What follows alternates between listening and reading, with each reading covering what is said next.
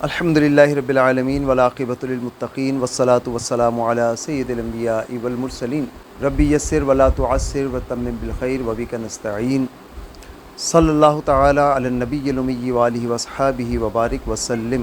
آج الحمدللہ سورہ فاتحہ کی اختتامی نشستوں کی جانب ہم پہنچ گئے ہیں، اور آج کی نشست میں انشاءاللہ صراط مستقیم کی ہدایت طلب کرنے والوں کو انعمت علیہم، انعام یافتہ لوگوں کی ذکر کے بعد آج یہ بتائیں گے کہ جو راستہ تم طلب کرتے ہو ہدایت کا، صراط مستقیم کا، وہ راستہ جو انعام یافتہ لوگوں کا ہے، اور ایسا راستہ اس سے بچنا کہ جن پر تیرا غضب ہوا اور جو گمراہ ہوئے۔ یعنی کہ قرآن مجید فرقان حمید کمال اللہ رب العزت کا معجزہ ہے کہ اپنی آیات کو بڑے واضح اور بین انداز میں سامنے رکھتا ہے۔ آپ نے اللہ سے دعا مانگی کہ مجھے ہدایت عطا فرما۔ کس چیز کی ہدایت؟ صراط مستقیم کی، سیدھے راستے کی۔ پھر سیدھا راستہ کون سا ہے؟ ہر شخص یہ سمجھے کہ میں سیدھے راستے پر ہوں، تو کہا انعمت علیہم، ایسا سیدھا راستہ جس پر انعامات ہوئے، جس پہ ہم نے گزشتہ نشست میں تفصیل سے بات کی تھی۔ اب انعامات ہوئے تو اس کو اور خوبصورت انداز میں واضح کیا، جس طریقے سے آپ اندھیرے کو نہیں اگر جانتے، اور اندھیرے کو آپ جانیں گے تب جب دن کی روشنی آئے گی۔ آپ گندگی سے شاید نفرت نہ کرتے، لیکن جب طہارت اور صفائی کا کانسیپٹ آپ کے سامنے آیا تو آپ کو پتہ چلا کہ گندگی بہت خراب چیز ہے۔ یعنی کہ چیزوں کی ضد سے ازداد کے ذریعے، اپوزٹ کے ذریعے چیزوں کو واضح کیا جاتا ہے، اور یہی طریقہ اسکولوں میں بھی بچوں کو تعلیم دینے کا ہوتا ہے۔ تو یہاں بھی یہی دستور اور طریقہ اختیار کیا، تو کہا کہ اس راستے سے ہمیں محفوظ فرما جن پر تیرا غضب ہوا، اس راستے سے محفوظ فرما۔ تو آج انشاءاللہ اس پہ پڑھیں گے۔ غضب کے جو معنی ہم سمجھتے ہیں کہ ڈکشنری کے لحاظ سے اس میں شدت ہے، غلبہ ہے، حرارت ہے، یہ تمام اس میں چیزیں پائی جاتی ہیں۔ قرآن مجید میں فرمایا کہ اِنَّ بَطْشَ رَبَّكَ لَشَدِيدٌ، کہ بے شک تمہارے رب کی پکڑ بڑی شدید ہے۔ تو یہ شدت یہاں پائی جاتی ہے، تو یہ بھی اللہ کے غضب میں سے یا اللہ کے قانون کی غضبناکی ہوتی ہے۔ چونکہ اللہ رب العزت کی ذات تو انسانی تمام جو جذبات ہوتے ہیں اس سے پاک ہے۔ ہم تو گفتگو اپنی زبان میں ہی کر سکتے ہیں، ہم جذبات کا اظہار بھی اپنے ہی انداز میں کر سکتے ہیں، تو اللہ تعالیٰ ان جذبات سے پاکیزہ ہے۔ تو ہم یہ کہتے ہیں کہ اللہ کا قانون کی گرفت بڑی سخت ہوتی ہے، تو اللہ کے قانون کی شدت بڑی سخت ہوتی ہے، پکڑ بڑی سخت ہوتی ہے۔ اب ہم نے پہلی جو علامت بتائی تھی کہ انعمت علیہم کی، جس میں بتایا تھا کہ یا بنی اسرائیل اذکروا نعمتی التی انعمت علیکم وانی فضلتکم علی العالمین، کہ بنی اسرائیل یاد کرو ہم نے تم پر کتنا بڑا انعام کیا کہ تمام اقوام عالم پر تمہیں فضیلت دی تھی۔ سب تمہارا ہمسر کوئی نہیں تھا، تم جیسا کوئی نہیں تھا، اتنی تمہیں ہم نے تقویت دی تھی، اتنا مرتبہ اور مقام دیا تھا، عروج دیا تھا۔ اب یہاں پر یہ نعمت کا اپوزٹ دیکھیے، اب سامنے آئے گا۔ یہاں فرمایا کہ وَضُرِبَتْ عَلَيْهِمُ الذِّلَّةُ وَالْمَسْكَنَةُ وَبَاءُوا بِغَضَبٍ مِّنَ اللَّهِ۔ سورہ بقرہ آیت نمبر 61 میں فرمایا کہ ان پر ذلت و مسکنت ہم نے مسلط کر دی۔ کن پر؟ کہ جو انعام یافتہ قوم ہوتی ہے، جب وہ اللہ کے دین کو، راستے کو چھوڑ دے، جب وہ اللہ کی نعمتوں کا شکران نعمت کی بجائے کفران نعمت شروع کر دے، اپنے طریقہ کار کو تبدیل کرنا شروع کر دے، تو پھر اللہ کا عذاب اور غضب ان پر آتا ہے۔ تو اس کے نتیجے میں کیا چیز پیدا ہوتی ہے؟ ایک طرف تھی فضیلت، اونچائی، عروج، اور اب یہاں پر بتایا کہ ان پر ذلت اور مسکنت کا عذاب نازل ہو گیا، اور کہا کہ وباءوا بغضب من اللہ، یہ اللہ کا غضب ہے۔ ہم پڑھ رہے ہیں مغضوب علیہم، اللہ کا غضب۔ تو میں نے آپ کو پہلی علامت بتائی کہ یہ کسی قوم پر جب ذلت مسلط کر دی جائے اور جب مسکنت مسلط کر دی جائے، تو اس کا مطلب سمجھا جائے گا کہ یہ قوم انعام یافتہ نہیں بلکہ غضب شدہ قوم ہے۔ استغفر اللہ۔ یہ دو چیز، پہلی چیز ذلت، اب ہم یہی ساتھ ساتھ تجزیہ کرتے چلے جائیں کہ اس وقت جتنی انسان کی اور انسانوں میں سب سے زیادہ مسلمان کی جو ذلت ہم دیکھتے ہیں اپنے معاشرے میں یا پوری دنیا میں بحیثیت مسلم کے، تو اس سے زیادہ کوئی اور ذلت کہیں اور نظر نہیں آتی. کوئی مقام نہیں، کوئی عزت نہیں. اگر مسلمان کے نام سے تعارف ہو تو فوری طور پہ دنیا اسے دہشت گرد، دنیا اسے جاہل مطلق، دنیا اسے پتھروں کے زمانے کا انسان کہتی اور سمجھتی ہے. دنیا میں کہیں بھی ریسرچ میں آگے موجود نہیں نظر آتے مسلمان، جبکہ آج دنیا جہاں تک پہنچی ہے اس تمام کے پیچھے مسلمانوں کا ہی ہاتھ تھا، ہمارے آباء و اجداد کا. لیکن بس ہم ذکر کر کر کے ہی خوش ہوتے ہیں کہ ریاضی میتھمیٹکس کی ایجاد جو ہے وہ ہمارے مسلمانوں نے کی، کیمسٹری کی بنیاد مسلمانوں نے رکھی، فزکس کی بنیاد مسلمانوں نے رکھی. ابن الہیثم نے پہلی کتاب لکھی آنکھ کے اوپر جو آج بھی مستند مانی جاتی. یہ ساری بنیاد تو یہیں سے رکھی گئی. لیکن فی زمانہ، آج کے زمانے میں ہم یہ بات کریں تو یہ ذلت ہمیں نظر آتی ہے اس طریقے سے. دوسرا لفظ استعمال ہوا وَضُرِبَتْ عَلَيْهِمُ الذِّلَّةُ وَالْمَسْكَنَةُ. مسکنت لفظ ہے مسکن سے، یا جسے ہم مکان کہتے ہیں، اور ساکنز ہے رک جانا، ٹھہر جانا. تو اگر کوئی قوم ٹھہر جائے، رک جائے، تو بھی یہ اللہ کا عذاب ہے. مراد کیا ہوا؟ آپ دیکھیں نا، اگر کوئی ریس ہو رہی ہو اور اس میں سے ایک فرد جو ہے وہ اپنے مقام پر کھڑا ہو جائے، باقی دوڑتے چلے جائیں، تو یہ شخص اپنے مقام پر نہیں کھڑا ہوا، صرف اس کے رکنے سے ہوا یہ کہ یہ جو آگے جا رہے ہیں لوگ ان سے اور زیادہ پیچھے ہوتا چلا جا رہا ہے، پیچھے رہ گیا ان سے. تو مسکنت کا مطلب ہے پیچھے ہوتے چلے جانا، رک جانے کا مطلب. یہاں مسکنت سے مراد کیا ہے؟ یہ جسمانی طور پہ قدموں کو روکنا نہیں ہے مسکنت، بلکہ ذہنی اور فکری جمود طاری کر دیا جائے جب اس قوم پر، یا وہ قوم جمود کا شکار ہو جائے. جمود مطلب ٹھہرا ہوا، اپنی جگہ رکا ہوا، تو اسے جمود کہتے ہیں. تو جب یہ کیفیت ہو جائے تو بھی اس کا مطلب یہ ہوا کہ اس قوم پر اللہ کا عذاب ہے، اللہ کا غضب ہے اس قوم پر جس کے اندر جمود طاری ہو. اب آپ دیکھیے، ہم اپنے معاشرے کو دیکھیں اور من حیث القوم پوری مسلم امت کو اگر دیکھیں تو مسلم امت کے اندر آپ کو مکمل جمود طاری نظر آئے گا. جیسے میں نے ابھی عرض کیا تھوڑی دیر پہلے کہ ان میں کوئی انویسٹیگیشن، کوئی ریسرچ ورک نہیں ہے. دنیا موبائل بنائے گی، ہم استعمال کریں گے. دنیا کمپیوٹر بنائے گا، ہم اسے استعمال کریں گے.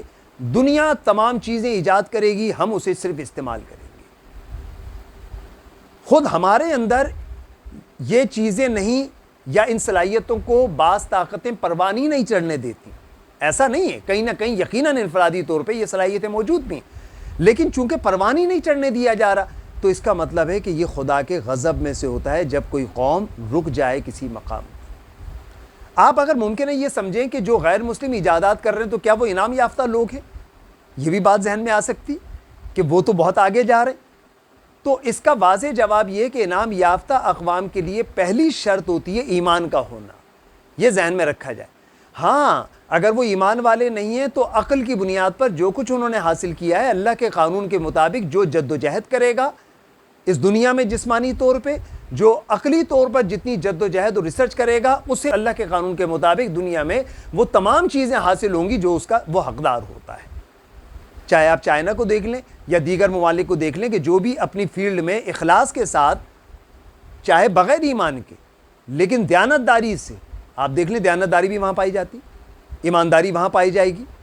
تو جب وہ یہ چیزیں اخلاص کے ساتھ دنیاوی طور پہ ہی کریں گے تو انہیں عروج حاصل ہوگا. لیکن بہرحال وہ انعام یافتہ نہیں ہوں گے، انعام یافتہ وہ کہلائیں گے ایمان کے بعد. تو یہ پہلی میں نے بتائی کہ ذلت و پستی اسی دنیا میں ان کے اوپر جو ہے وہ طاری کر دی جائے. ذلت فی الحیات الدنیا، اسی دنیا میں، آخرت میں ہوگی ان کے اوپر. یعنی کہ جو قوم یہاں ذلیل ہوگی وہ آخرت میں بھی ذلیلی ہوگی جناب. جو یہاں مسکنت جس پر ہوگی آخرت میں بھی وہ اسی کا شکار ہوگا. یعنی کہ یہ ذلت افضلیت کا اپوزٹ ہوا. ہم نے انعام یافتہ لوگوں کے بارے میں پڑھا کہ ان کو فضیلت دی گئی، اور یہاں غضب شدہ لوگوں کو یا اقوام کو ذلت ان کا نصیب اور مقدر بن جاتا ہے. قوم عاد کو جب حضرت ہود علیہ السلام نے ایک اللہ کی عبادت کی دعوت دی تو ہر قوم نے ہمیشہ انکار کیا، مخالفت کی انبیاء کرام کی، انہوں نے بھی کی۔ انہوں نے یہ جملے کہے کہ کیا ہم اپنے بزرگوں کے عبادت کے طریقہ کار کو چھوڑ کر تمہاری بات مان لیں؟ صدیوں سے جو طریقہ کار رائج آ رہا ہے اس کو چھوڑ دیں؟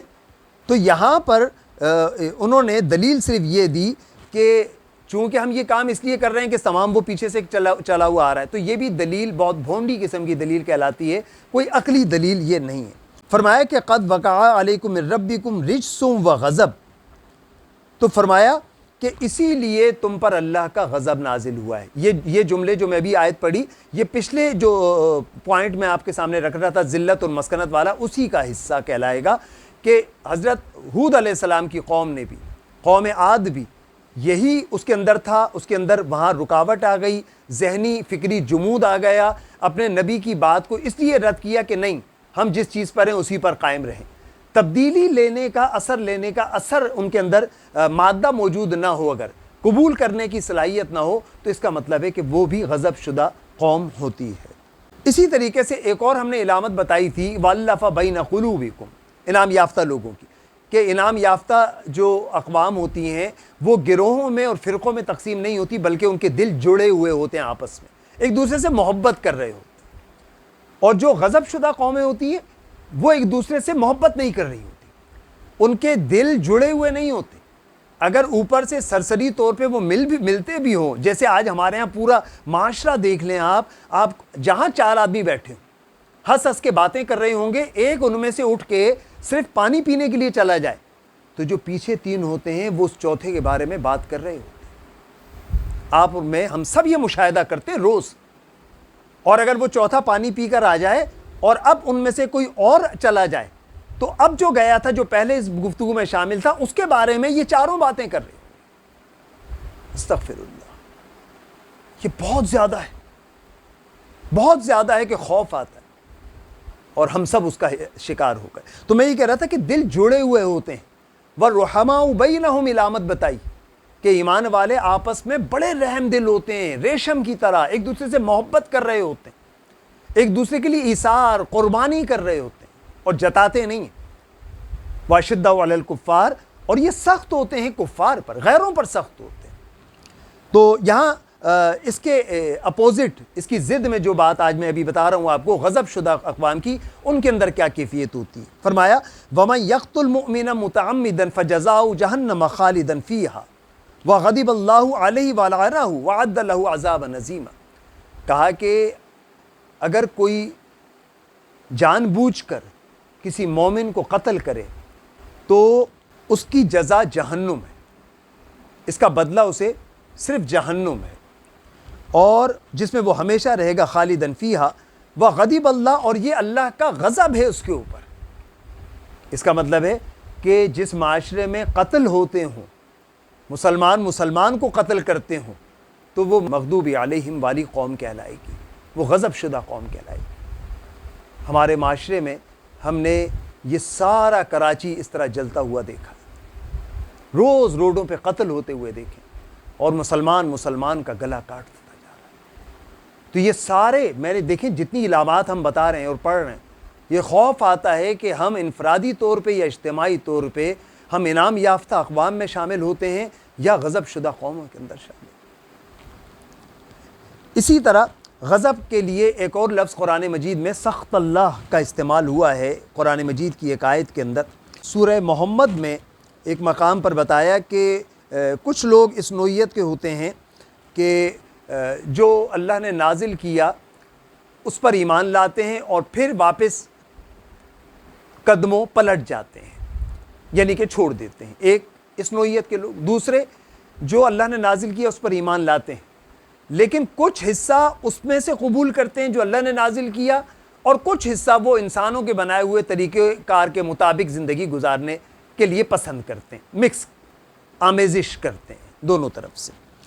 تو ان کے لیے فرمایا سورہ محمد میں ان الذین ارتدوا علی ادبارہم من بعد ما تبین لہم الہدی ہدی الشیطان سول لہم واملا لہم، بے شک وہ جو اپنے پیچھے پلٹ گئے، ایمان قبول کرنے کے بعد پلٹ گئے، بعد اس کے کہ ہدایت ان پر کھل چکی تھی، شیطان نے انہیں فریب دیا، شیطان انہیں واپس الٹے قدموں لے گیا اور انہیں کیا فریب دیا؟ اور انہیں امید دلائی دنیا میں مدتوں رہنے کی، دنیا کی محبت ان کے دل میں ڈال دی۔ ایک تو گروہ یہ ہوتا ہے۔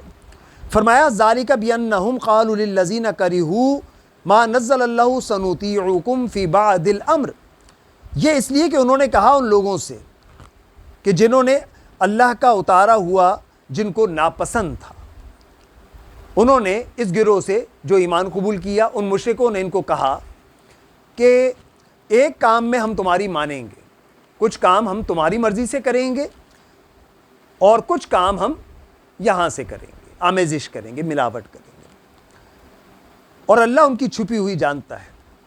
فرمایا کہ فَكَيْفَ إِذَا تَوَفَّتْهُمُ الْمَلَائِكَةُ يَضْرِبُونَ وُجُوهَهُمْ وَأَدْبَارَهُمْ، تو کیا ہوگا جب فرشتے ان کی روح قبض کریں گے ایسے دو گروہ کی، جو واپس چلے گئے اور جو موجود ہیں لیکن آدھا تیتر آدھا بٹیر والی کیفیت ہے ان کی۔